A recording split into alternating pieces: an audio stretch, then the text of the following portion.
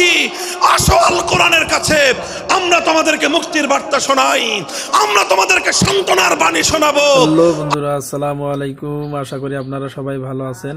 আজ একটা গুরুত্বপূর্ণ ভিডিও নিয়ে এসেছি। যশোর পুলের হাট 3 দিন ব্যাপী ঐতিহাসিক তাফসিরুল কোরআন মাহফিলের দ্বিতীয় দিনে অগ্নিঝরা বক্তব্য দিলেন আল্লামা শায়েখ মাওলানা মামুনুল হক। তিনি লক্ষ লক্ষ মুসলিমকে ঐক্যবদ্ধ হওয়ার অঙ্গীকার পাঠ করালেন। আর সেই ঐতিহাসিক তাফসিরুল কোরআন মাহফিলের কি এমন বক্তব্য দিলেন, বক্তব্যটি অবশ্যই শুনব। তার আগে একটি কথা বলতে চাই, ওহে মুসলিম জাতি তুমি বুঝলে না, ওহে মুসলিম জাতি তুমি খুঁজলে না, ওহে মুসলিম জাতি তুমি হৃদয়ে আঁকলে না। কথাগুলোর ব্যাখ্যা করতে গিয়ে অনেক সময় লাগবে, অন্য আরেকদিন বলবো। চলুন শায়েখ আল্লামা মামুনুল হকের গুরুত্বপূর্ণ আলোচনাটি শুনে আসি। ওঠো, দাঁড়াও, হাত মুষ্টিবদ্ধ করো, সমাজ থেকে সকল বৈষম্যের কবর রচনা করবার শপথ নাও। হে হতাশাগ্রস্ত জাতি, আসো আল কোরআনের কাছে, আমরা তোমাদেরকে মুক্তির বার্তা শোনাই, আমরা তোমাদেরকে সান্ত্বনার বাণী শোনাবো। আসো, হাতে হাত রাখি, সমস্ত বৈষম্য, জুলুম, স্বৈরতন্ত্রের কবর রচনা করে আল্লাহর কোরআনের সমাজ গড়বার জন্য হাতে হাত রাখি। যদি ইনসাফ কায়েম না করা যায়, ইসলাম অনুসরণ করা যায় না, যদি বেইনসাফের বিরুদ্ধে লড়াই না করতে পারো, মিথ্যে মুসলমানিত্বের দাবি ত্যাগ করো। তুমি যদি ইনসাফের জন্য যুদ্ধ করতে না পারো, তুমি যদি বৈষম্যের বিরুদ্ধে লড়াই করার হিম্মত না রাখো, মুসলমানের মিথ্যা দাবি করা ভণ্ডামি ছাড়া কিছুই নয়। আর সর্বোপরি যদি একটি বৈষম্যহীন সমাজ গড়বার জন্য শাহাদাতের রক্ত দিতে হয়, আবু সাঈদদের মতো বৈষম্যের বিরুদ্ধে বুক পেতে দিয়ে জীবন দেওয়ার জন্য শপথ নিতে হবে। কোরআনে পাকের এক একটা আয়াত, কোরআনের এক একটা বিধান আল্লাহর জমিনে বাস্তবায়ন করার জন্য আমাদের জীবন যৌবনের বাজি লাগায় দিতে হবে ইনশাআল্লাহ। ইনসাফ কায়েম করতে গিয়ে ছুরি যদি নিজের সন্তানের হাতের উপর দিয়ে যায়, সে হাত স্তব্ধ হয়ে যাবে না, সে হাত থমকে দাঁড়াতে পারবে না। যেখান দিয়ে ইনসাফ যাবে সেখান দিয়ে ইনসাফকে চালিয়ে দিতে হবে। এই সমাজ, এই জমিন এখন বিপ্লবী চায়।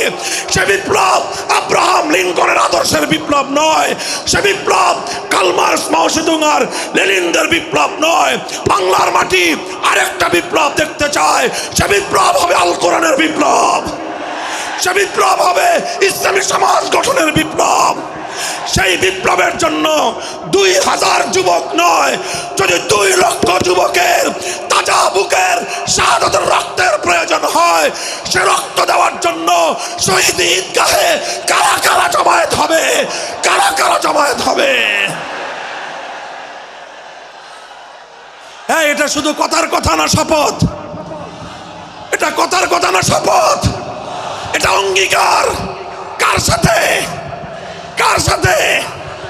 যেই অপরাধ করে মন্ত্রীর দুলাভাই ছাড়া পেয়েছে, যেই অপরাধ করার পরে এমপির শালার শাস্তি হয় নাই, যেই অপরাধ করার পরে শিল্পপতির বিচার হয় নাই, যেই অপরাধ করার কারণে রাজনৈতিক নেতার কোনো বিচার হয় নাই, একই অপরাধ দুর্বল, গরিব, অসহায় মানুষ করার পরে তার উপর আইনের শাসন 100 ভাগের জায়গায় 200 ভাগ বাস্তবায়ন করা হয়।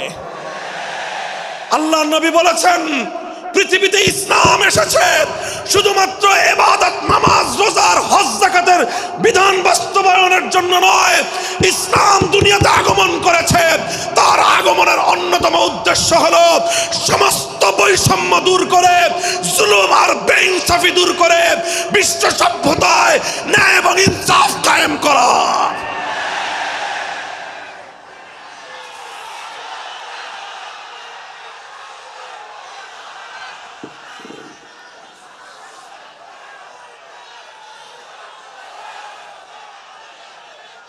মনে রাখবেন, বৈষম্যহীন সমাজ গড়া এটা শুধু বৈষম্য বিরোধী ছাত্র নেতৃবৃন্দের দায়িত্ব নয়।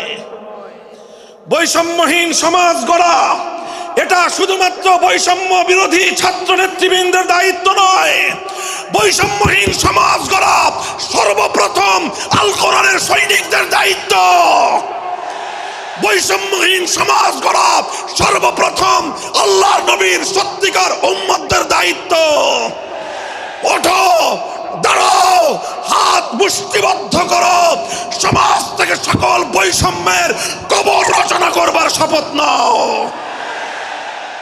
মুহতারাম হাজিরিন, কথাটা খুব জায়গা লক্ষণীয়, শোনার বিষয়।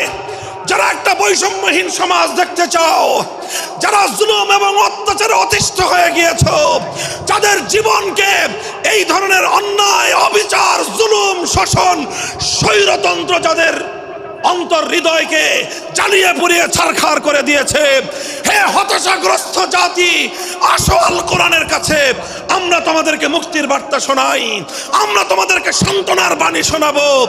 আসো, হাতে হাত রাখি, সমস্ত বৈষম্য, জুলুম, স্বৈরতন্ত্রের কবর রচনা করে আল্লাহর কোরআনের সমাজ গড়বার জন্য হাতে হাত রাখি।